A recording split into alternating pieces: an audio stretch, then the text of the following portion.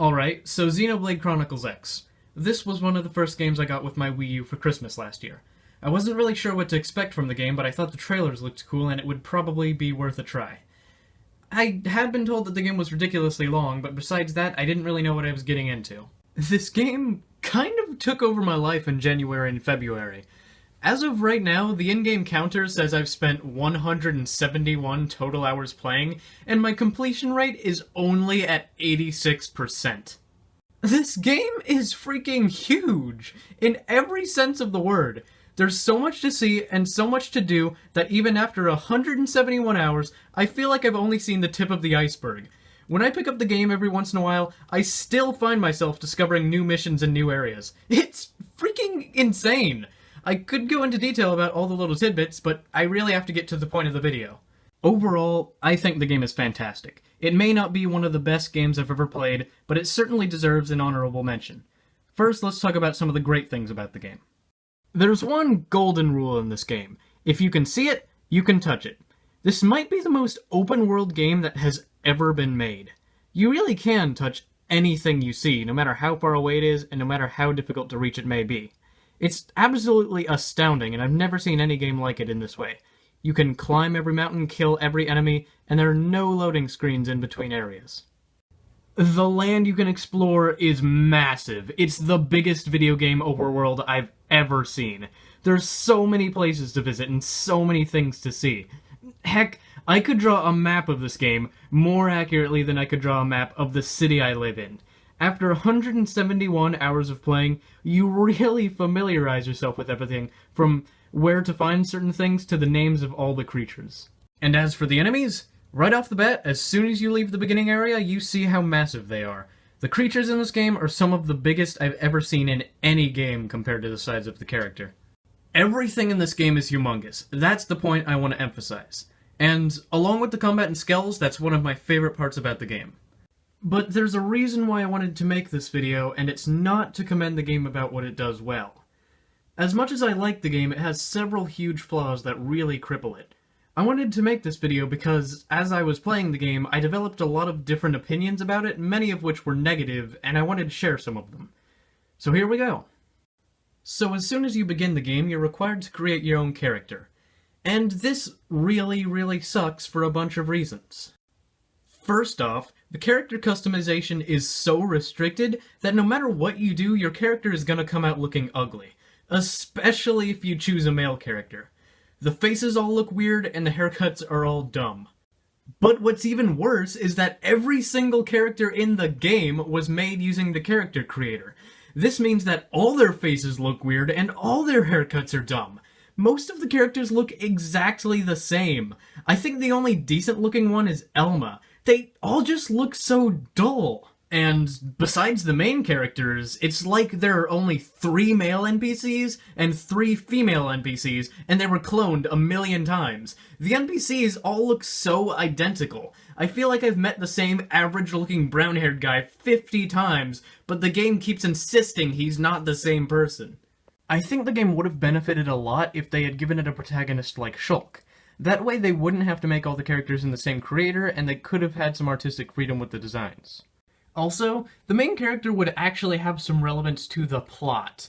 In this game, the main character just drops in, says, "I have amnesia," so that the game designers didn't have to give them a backstory, and suddenly becomes one of the most high-ranking soldiers in the game overnight. They don't even have any dialogue. They have nothing to do with the story besides being the hero who always does the right thing because they're a blank slate with no internal struggles. In summation, the character customization sucks, and it consequently makes almost every character dull and boring, but there's more to talk about. So, immediately after I made my character and started the game, I noticed one major problem that would plague me from then on. The camera controls are awful. I had to spend an hour in the game settings messing with the camera because I couldn't stand using it. For one thing, the camera at default settings is so sluggish, it takes forever to move anywhere. And not only is it sluggish, but it's slippery. Like, you know what it feels like playing an ice level in a Mario game? Okay, imagine that, except with the camera that floats behind your character in a 3D game. It's like even after you let go of the joystick, it keeps its momentum and the camera is swinging all over the place at a really slow speed. The camera just feels awful to use. And somebody making the game had the bright idea to askew the camera so that it stuck to the right of your character. I don't get it. It's asymmetrical. Why is my character all the way over at the left of the screen? They should be in the center, it's just common sense. I mean, I can barely see anything to my left. Even after I fixed the camera in the settings, it still doesn't feel comfortable. It's still kind of slow and doesn't snap into position as soon as I need it to. And another thing that sucks is that the camera actually changes when you enter tight crowded areas. Yeah, as soon as you enter a roofed area, the camera actually reverts to its default settings. It becomes slow again and slippery, and it jerks your avatar to this weird position on the left, like you're looking over their shoulder. And there's nothing you can do about it in the settings. This makes it extremely difficult to navigate places like caves and indoor buildings when it takes so long just to turn your camera in one direction. Magical transition, hooray! So you know how earlier I was talking about how massive the game is? Well, as an unfortunate result of this, it suffers from some obvious technical difficulties. First of all, the game does load sometimes, like before a cutscene. And when it does load, it takes so long. Seriously, just to start the game up, you have to wait several minutes. It's really frustrating. Also, when you get from one area to another in a quick amount of time, the game has trouble keeping up with you. That is to say, things continue loading even after you get there. Like after you reach a place, you'll see entire trees, boulders, and even enemies phasing into existence that weren't there a moment ago. I mean, in the worst cases, sometimes entire caves don't load until several seconds after you step inside of them. This means that you can actually see through the cave walls as if they were invisible, and the game wants you to wait 30 seconds while it tries to load. This whole problem with loading things can cause a lot of other problems. Like, one thing that happened to me all the time when I was playing is that really powerful enemies would spawn right next to me in an area that I thought was safe. That's just not fair. I mean, if I see an area devoid of monsters and I need to take a break, I'm gonna stop there, and it's not fair for a level 99 death god to appear right in front of me after I've been there for a full 60 seconds and figured the place was safe. This actually did happen to me multiple times, but I was usually able to run away. Xenoblade Chronicles X has extreme issues with load times and rendering things that should be visible to you immediately. I've heard that they actually released downloadable data packs for these things on the eShop, but I haven't downloaded them mostly due to apathy. Once the game finally manages to load a cutscene, you'll see that most of the cutscenes are extremely poorly animated. Some of them are hardly animated at all. The characters look stiff and awkward and have really weird-looking body language. They sort of just move their lips and arms around with text explaining what's happening. Whenever the game tries to convey story or expression using these terrible animations, it always comes across as really funny. With that said, I've gotten through most of what I wanted to say about Xenoblade X, but there's something I've been saving for last because it's my main issue with this game. The human characters are tolerable, and the monsters are really cool, but the alien characters are laughable. Xenoblade Chronicles X is filled with characters and enemies from various alien species. Some alien species are cooler than others, but most of them are at least acceptable.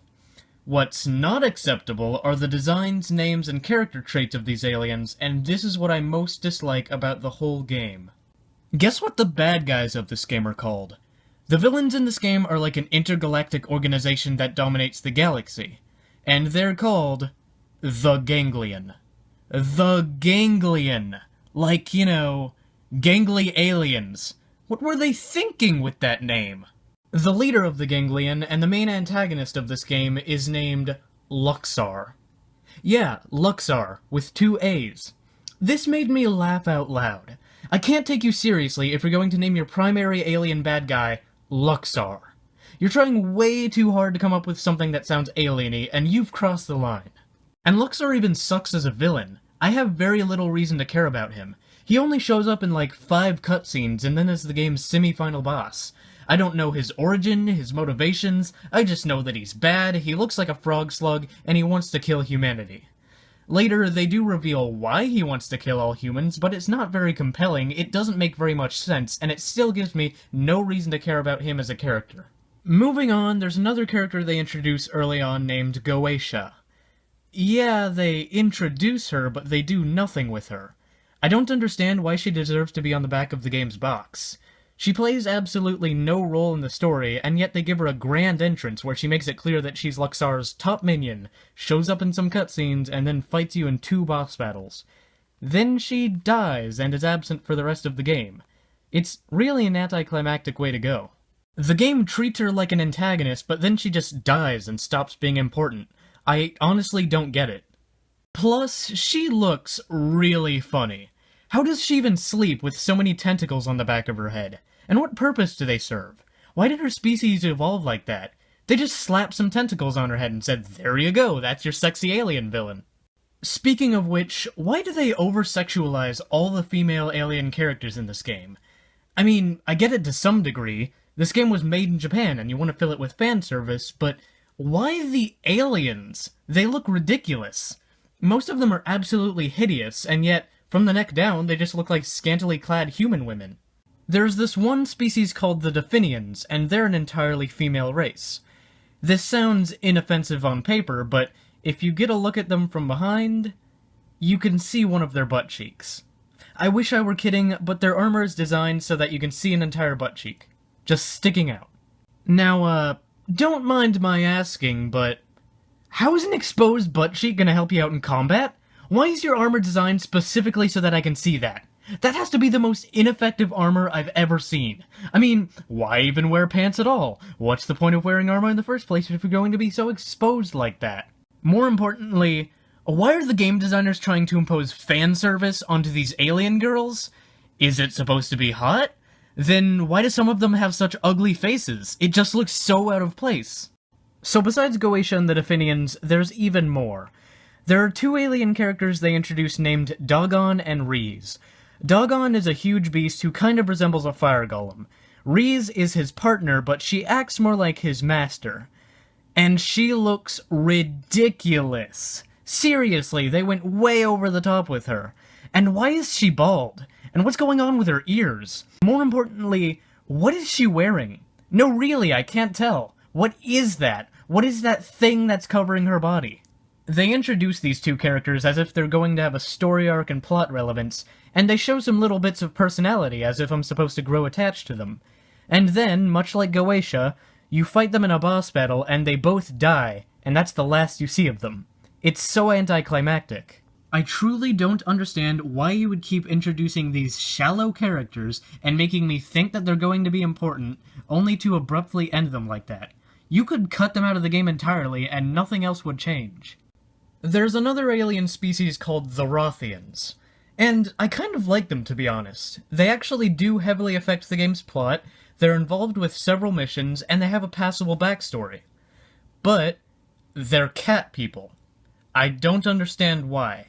I don't have a problem with furries, and I don't care about the furry art style or furry characters, but it's so out of place in this game. I thought this game was supposed to be sci-fi action, and you can't just throw in a race of cat people and expect them to fit in with everything around them. It's distracting. This kind of thing really makes me question how they evolved to become part cat and part human.